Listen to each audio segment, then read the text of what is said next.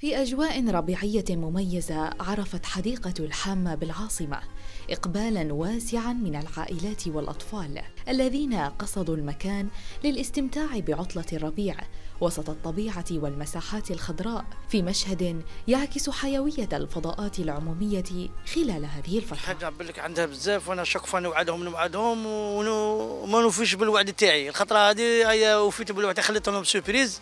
قلت لهم قبل يعني جايبهم لهنا، جبتهم لهنا جادتي يحوسوا ان شاء الله، وممكن بالك نروحوا لمكان واحد اخر يكفينا الوقت على حسب الوقت.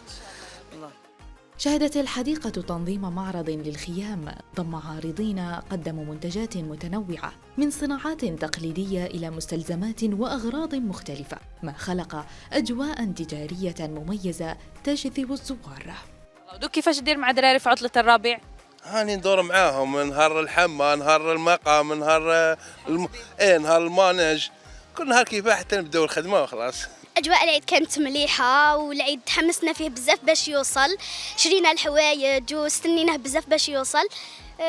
لازم تجهزي روحك باش تدخلي العطلة، سما باينة بلي تجهزي روحك باش تدخلي تقراي، وهذا ما كان.